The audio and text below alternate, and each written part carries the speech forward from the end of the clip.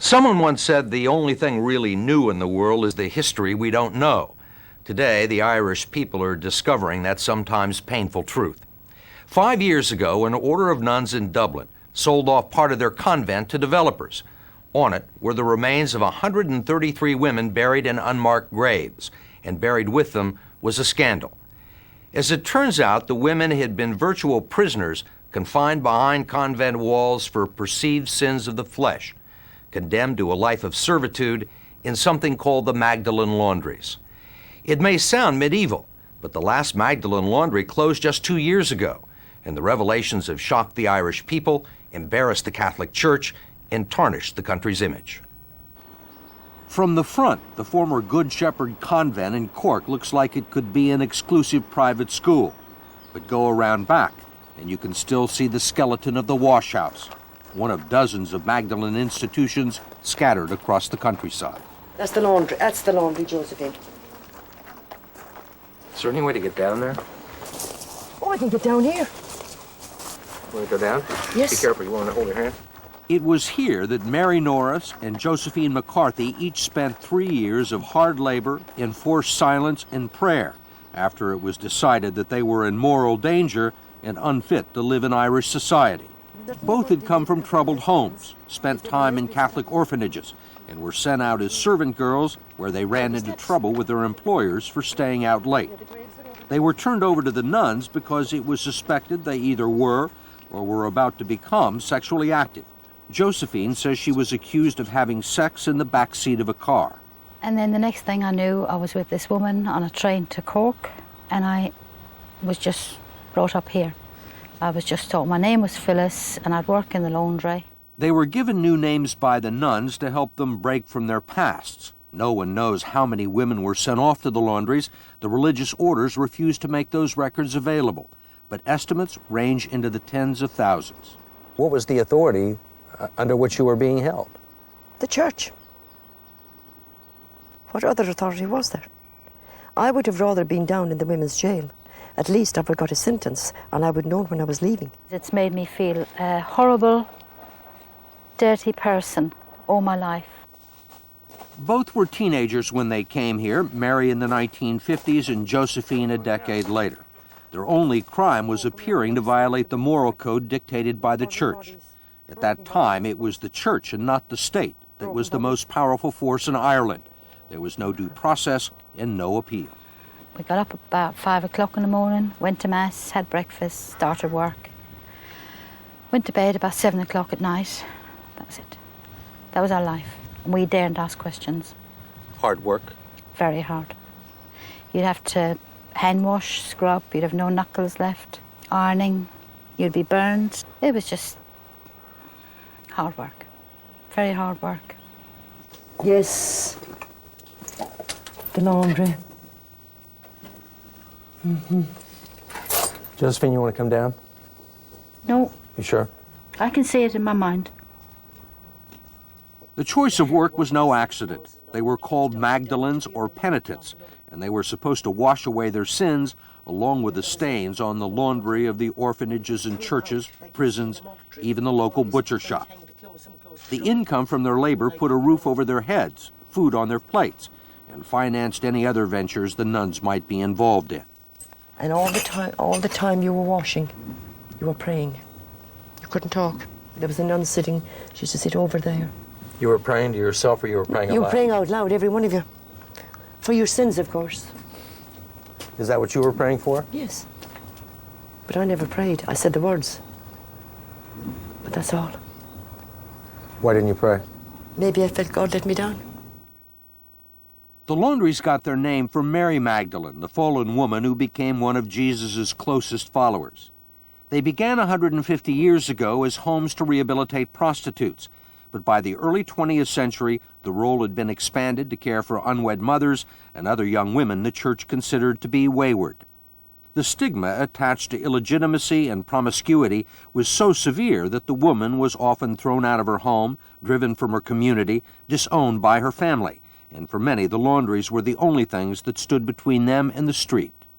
These pictures are the only visual record of the Magdalene institutions that we were able to find in Irish archives, but some of the massive compounds are still standing. This was the entire laundry right here in these two That's buildings? right, those two buildings stretch. This former Magdalene institution in Waterford is now a college campus. Niall McElwee, a sociologist who teaches here, has written about the Magdalenes. Who could make the decision to send someone here? The parish priest, the Catholic curate, a family member, and perhaps the girl herself in some instances. McElwee says some people knew the laundries existed, but exactly what went on behind the convent walls was largely a mystery. Well, the parents, I think, of Waterford children would often say, if you misbehave, you'll be sent to the laundry, or you'll be sent to the industrial school, or you'll be sent down to the nuns. It was a place to be feared. Yes, it was a place to be feared. In fact, you know, there would have been apple trees, for example, and this would be one place where children would not steal apples, mainly because they were afraid of what would happen to them if they got caught inside. Make it sound like a prison. Well, some people are arguing that these were prisons. I mean, at least in a prison, people had certain rights and responsibilities that were certainly taken away from the women within these walls. What happened if someone escaped? Did the police go looking for them? Well, I think the religious orders would say that every effort was made to try and locate these girls. That's the quote that I was given by one of the religious people. Even if they'd wanted to escape, it would have been very difficult. At the Magdalene Institution in Cork, Mary and Josephine were locked behind 20-foot brick walls, topped with shards of broken glass that were mortared into the concrete. About the only way out was to be claimed by a relative who was willing to take responsibility. We were watched 24 hours a day. So you couldn't leave? Oh, no. No way. My mother didn't know where I was. My sisters didn't know where I was. Nobody knew where I was. In some cases, inquiring family members were told that the church had found their missing relatives jobs in other cities, and with new names, they could be difficult to locate. Mary Norris was finally released when an aunt in Boston began making inquiries. Were you paid at all for your labor? You must be joking. No pay. Nothing? Nothing whatsoever. Josephine McCarthy was rescued by a brother in London. When I left, they gave my brother an envelope with 3 10-shilling notes in it. And my brother asked the nun what it was for, and she said that's payment for working. And my brother wasn't very nice, and he just tore it up and threw it back at her. 30 shillings? Mm-hmm. For 3 years, hard work. At that time, 30 shillings was about $3.20. When you look at this through 1998 eyes, it looks like slavery. Yes, it does, and I think all the religious orders have made the point that perhaps the one thing that they will least forget is the way that they didn't react publicly at the time, that they basically supported this system. How did they see themselves? They saw themselves as serving God and serving the people that they were working with. How were they helping them? Well, they were helping them by fulfilling the need of security, by providing a building, by providing a roof, by providing meals, and for providing something for the women to do during the day. Of course, what they did during the day was they worked in the laundry. They toiled in the laundry. Sometimes you'd hear the children in the orphanage. According to Mary and Josephine, the experience was hardest on unmarried mothers. Their children were taken from them at birth and placed in orphanages, sometimes within the same compound. Josephine remembered a woman who could see and hear her child. She couldn't even talk to her, she couldn't smile at her, and that was her daughter, baby daughter, in the orphanage. Most of the babies were eventually adopted, some by good Catholic families in the United States. A lot of this has to do with our attitudes to sex and our attitudes to women. Vincent Browne is one of Ireland's most respected editors and journalists. He's the founder of McGill magazine. I think that part of the veneration of the Blessed Virgin has been to accord a status to virginity. To some extent, women who had sex within or without marriage were regarded as unclean and as less than perfect. Browne says the nuns believed that through suffering and hard work in the laundries for the greater glory of God, they might find salvation in heaven. And a lot of conscientious Catholics, I suppose, thought this was entirely legitimate, that these people were going to be preserved for the hereafter, even though their lives on earth was going to be harsh and difficult. When the last laundries finally closed, most of the Magdalenes had nowhere to go. Many of them now reside in group homes and convents like this one in Dublin, living side by side with and being cared for by the same nuns who once confined them. The association that represents the nuns, the Conference of Religious of Ireland, declined an interview, but did give us a statement saying the sisters accept the part they played in this regrettable era and asked that it be examined in context. Could you just check and see if there are any Magdalenes that would come out and talk to us? I can ask her. I'll just check. Okay, great, thank you. The statement said many former Magdalenes had painful memories and welcomed the opportunity for them to speak with us. We gave them that opportunity. There's no one inside that wants to speak to us. No, we don't want to speak. So if you're Are you a nun? No. Yes. Are you Magdalene? No. I'm just walking. Okay. Bye. Thank you. Sister, we're just trying to... When we met some nuns on the street, they weren't any more forthcoming. Can you stop for a second and talk to us about the Magdalene? I think the attitude at the moment is to batten down the hatches and hope to God that the scandals overblow and that the media take up some other cause. Niall McElwee does have contact with the nuns and the former Magdalenes in their care who live in a new complex just across the wall from his campus in Waterford. I suppose in many ways they'd be what would be called institutionalised women. You think they're damaged? I think they're damaged in different ways, and there are certainly clear difficulties with some of them rehabilitating out into the wider society.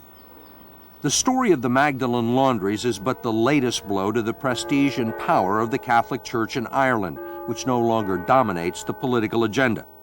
The Church, perhaps afraid of litigation and a movement to win some sort of compensation for the women, has remained silent. The only church official we found who was willing to discuss the Laundries was Willie Walsh, the Bishop of Killaloe. We had a nun tell us, stay away from this. What good will come to these women by having a discussion about this subject? I think we ought never to be afraid of truth. I think truth is a fundamental gospel value.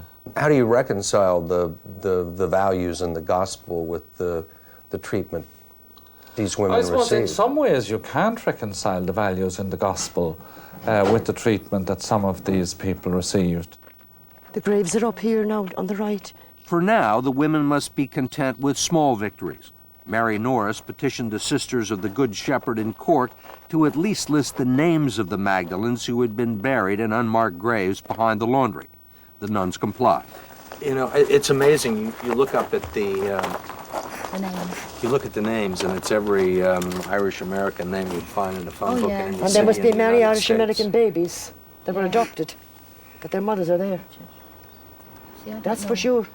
What do you say to these women? I, who lived in that society, have a deep sense of shame at the wrong that has been done to them. I would see an obligation on us to make some effort to make our reparation for the wrongs that were done to these girls. Some sort of a financial settlement. I think, yes, it's not just a matter for the nuns or for the religious orders. I think it's a matter for all of us in society. It's very important that people believe it, that know that this is the truth. I didn't go through all this for people to just say, ah, sure, that was another time. But why me? Why did it happen to me? For nothing? Didn't have a very nice life, did I?